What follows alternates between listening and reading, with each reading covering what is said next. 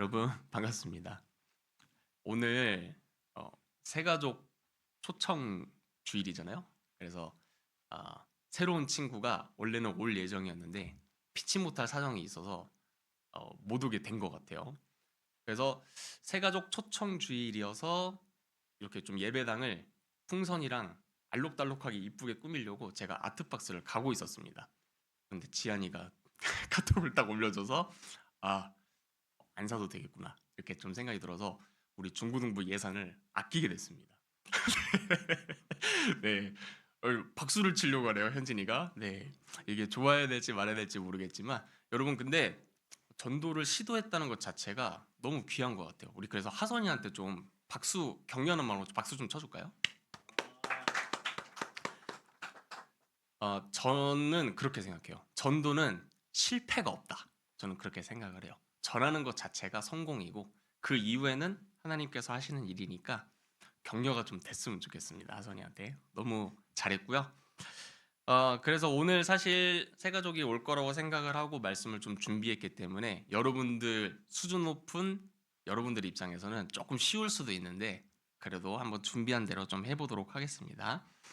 여러분 살면서 죽음이라는 문제에 좀 깊이 고민해 보거나 아니면 좀 가까이 느껴본 적 혹시 있으세요? 난 있다. 구구절절 사연을 말하는 뜻이 아닙니다. 나는 그냥 죽음에 대해서 깊이 생각을 해봤거나 아니면 좀 가까이서 내가 느껴본 적이 있다 하는 학생 좀 있어요? 있어요. 네, 또? 없어요. 저는 좀 비교적 빨리 그거를 경험을 했습니다. 제가 죽었다는 게 아니고요. 아, 지지난주였나요? 현진이랑 저랑 좀 그런 얘기를 했어요. 롤 대회 잘 했냐 이러면서 현진이가 몇 위 했다고 했죠? 최종? 최종 4위였었나요? 선생님 있었던 그 팀에 떨어져서 4위도 못 올라갔다 이렇게 얘기했었던 것 같아요. 그렇죠? 그러면서 제 얘기를 좀 해줬습니다. 제가 중학교 3학년 때 그 스타크래프트라는 게임을 굉장히 잘했어요. 그냥 잘한 게 아니고 부천에 있는 각 학교 대표들끼리 다 같이 모여서 1대1로 시합을 걸었는데 제가 다 이겼습니다. 그러니까 제가 부천에서 제일 잘하는 학생이었어요. 네, 제일 잘하는 학생이었는데 프로게이머가 실제로 꿈이기도 했고 근데 이제 프로게이머의 꿈이 좌절되고 이렇게 좀 우울하게 살고 있었는데 같이 또 스타를 열심히 했던 친구가 우리 같이 팀플 대회 나가자 얘기를 한 거예요. 그 친구 이름이 박성수라는 친구 한 명이랑 손윤석이라는 친구 한 명입니다. 이 실제로 이 손윤석이라는 친구는 그 CJ 엔투스라는 지금도 롤 팀에 CJ가 있나요? 지금은 없어요. 예. CJ 엔투스라는 팀의 2군으로도 활동을 했던 친구였어요. 그 정도로 잘하는 친구였고 저도 잘했고 박성수라는 친구도 잘했기 때문에 저희가 맨날 모여서 연습을 했습니다. 100판 하면 99판 이겼어요. 그래서 저희는 그 대회에 나가면 무조건 우승이다, 준우승이다 이렇게 기대를 하고 서울에 있는 그 대회를 나갔습니다. 어떻게 됐을까요? 정말 놀랍게도 첫 예선에서 떨어졌습니다. 예. 그리고 나서 이제 그 친구 손윤석, 박성수라는 친구랑 그 서울에서 부천까지 이제 그 어두컴컴한 그 밤길을 이제 집으로 돌아가는데 얼마나 우울했는지 전철 안에서 한마디도 못하고 서로 이렇게 하늘만 쳐다보고 땅 쳐다보고 바깥 쳐다봤다가 다시 땅 쳐다보고 그렇게 1시간 반 가까이를 그때 잠실에서 시합을 했었거든요.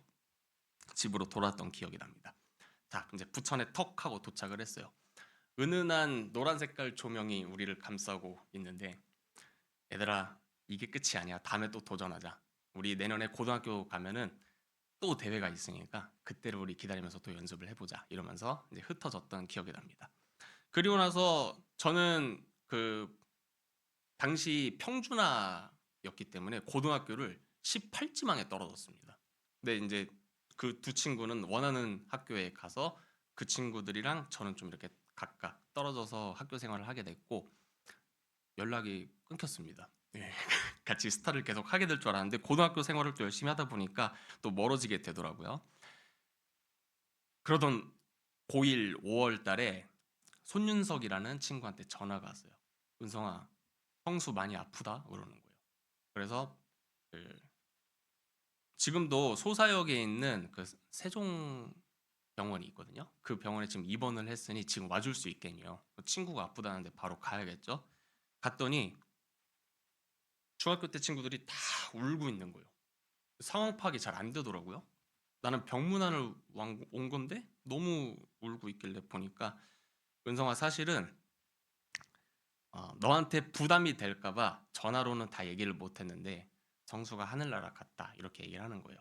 이제 음주운전을 한 어떤 사람이 이제 제 친구를 이제 쳐서 과다출혈로 그 자리에서 사망을 했다고 합니다.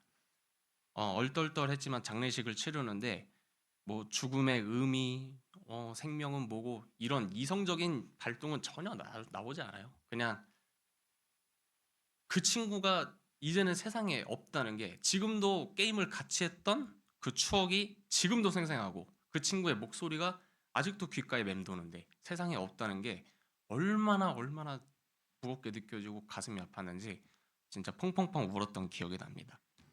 또 이제 저희 어머니가 22살에 그 루푸스라는 희귀병을 이겨내지 못하시고 하늘나라로 또 가셨어요. 예. 그래서 저는 저희 어머니도 그렇게 되셨고 저랑 친한 친구도 그렇게 됐기 때문에 죽음이라는 문제에 대해서 깊이 고민을 하지 않을 수가 없었습니다.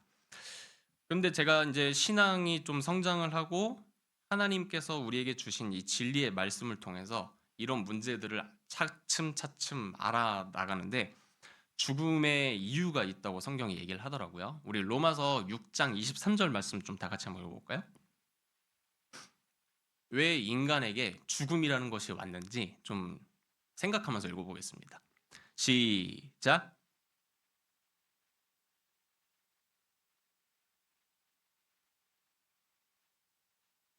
왜 죽음이라는 것이 왔다고 쓰여져 있죠?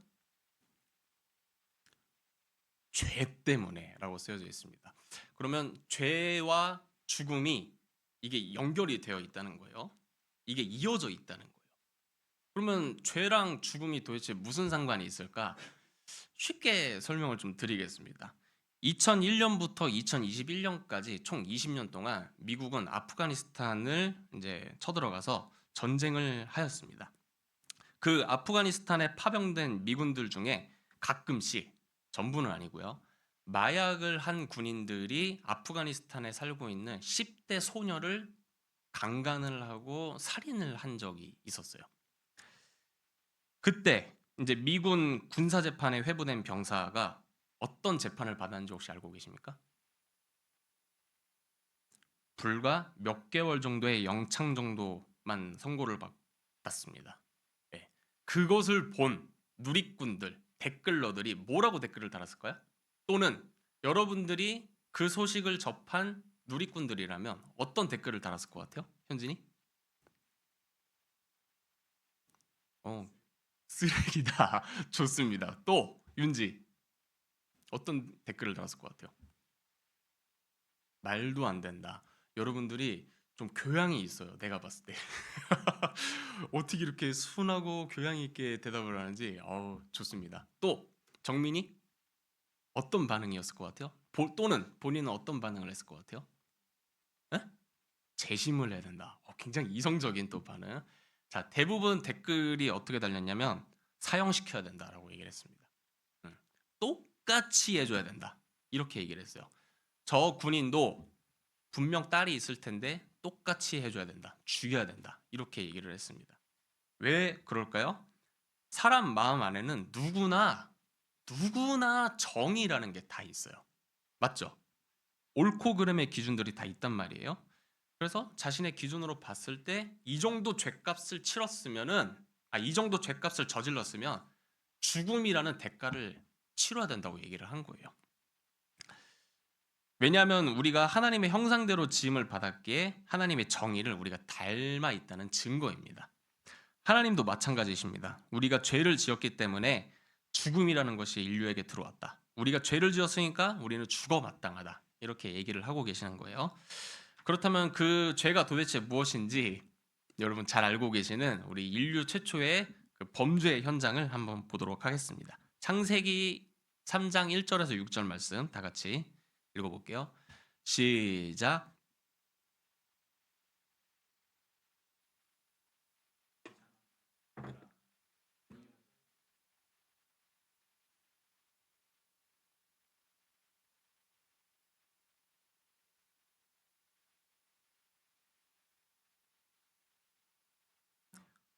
동산 중앙에 있는 나무의 열매는 하나님의 말씀에 너희는 먹지도 말고 만지지도 말라 너희가 죽을까 하노라 하셨느니라. 뱀이 여자에게 이르되 너희가 결코 죽지 아니하리라.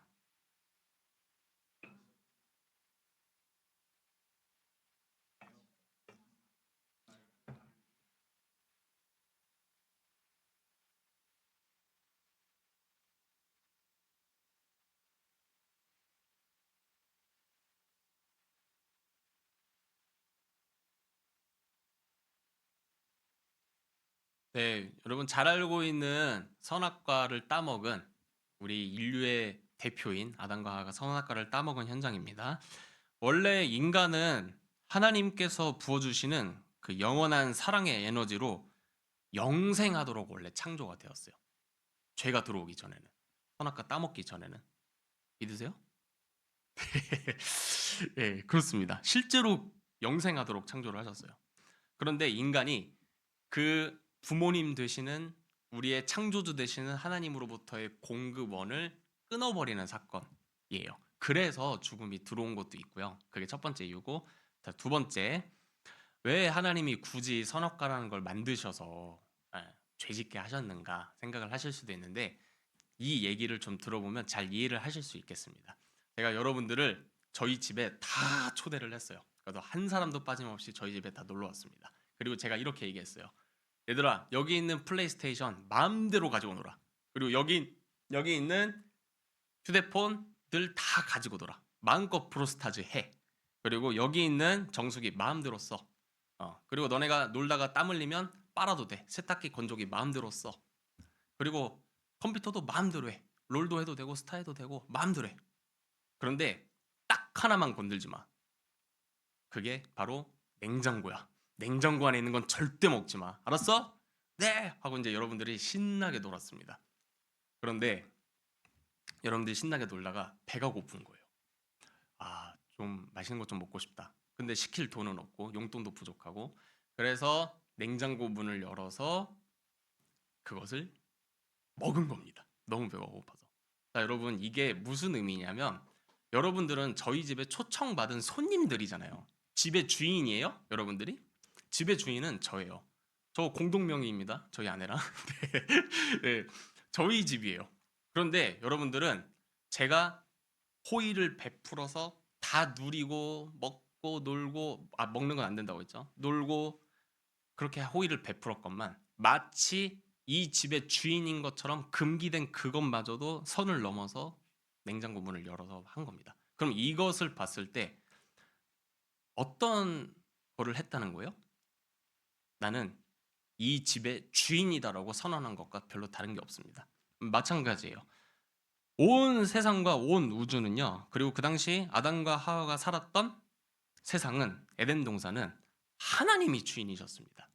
그런데 선악과 그 금기된 열매를 따먹었다는 것은 이제는 하나님이 주인이 아니고 당신은 제 노예에 불과하고 제가 주인입니다. 하나님.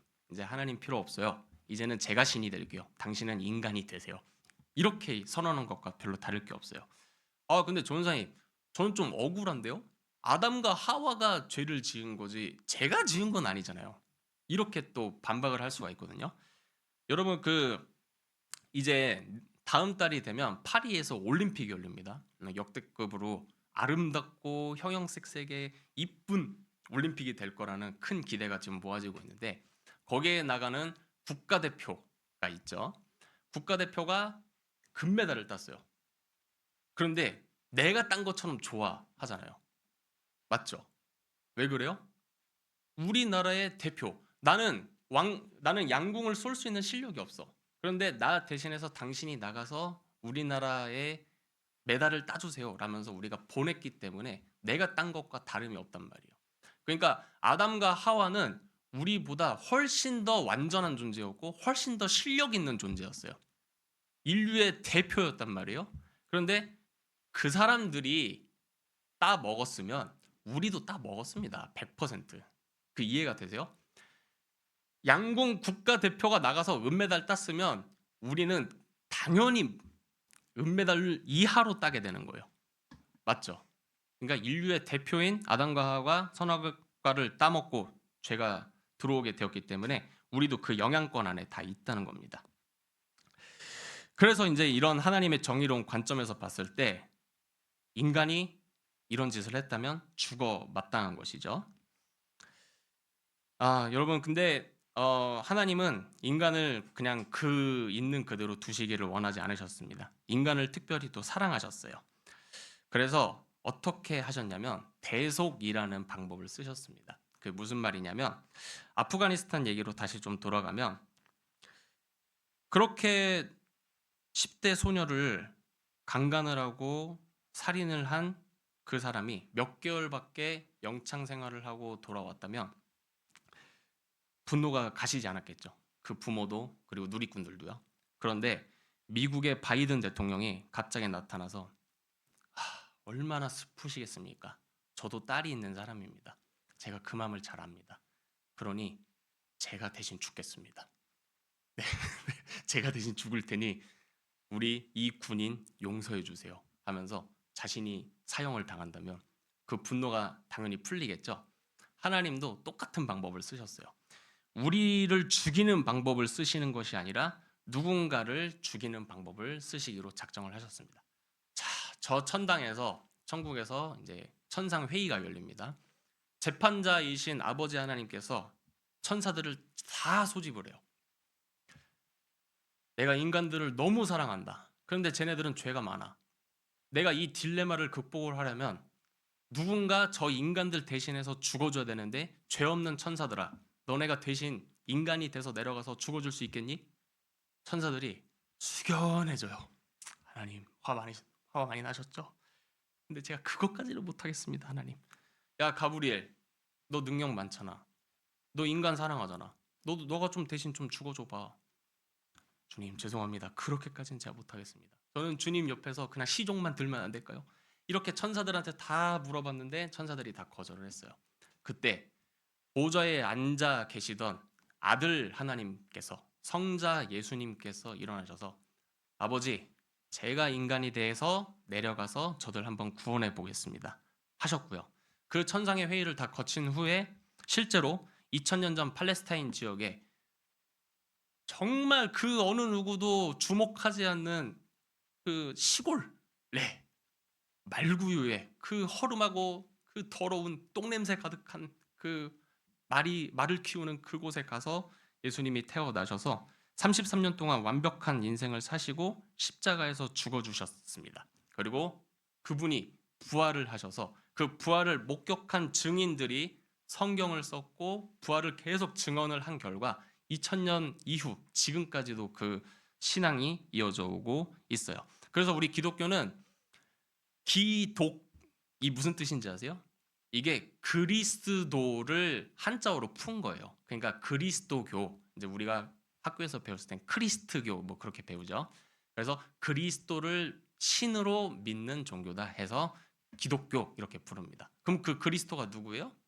바로 예수님이십니다. 그래서 세상 사람들은 그냥 인간, 위대한 선지자, 사랑을 베푼 헬렌 켈러 같은 사람으로만 역사의 한 인물로만 생각을 하지만 우리는 그분을 하나님으로 섬기고 신으로 섬기면서 함께 신앙생활을 해나가고 있습니다. 그래서 그 아들께서 우리를 대신해서 십자가에서 죽어주셨고 그 핏값으로 우리가 구원을 받았다는 것을 우리는 믿기만 하면 예수님을 인생의 주인으로 모시기만 하면 죽지 않고 영원한 생명을 얻게 됩니다. 하나님의 무한한 사랑의 에너지로 세상을 살아갈 수가 있게 됩니다. 우리 죽음 이후 그리고 우리가 부활하고 나서 어떤 세상이 좀 펼쳐지는지 요한계시록이라는 말씀 한번 살펴보도록 하겠습니다. 요한계시록 21장 4절 말씀 다 같이 한번 읽어볼게요. 시작.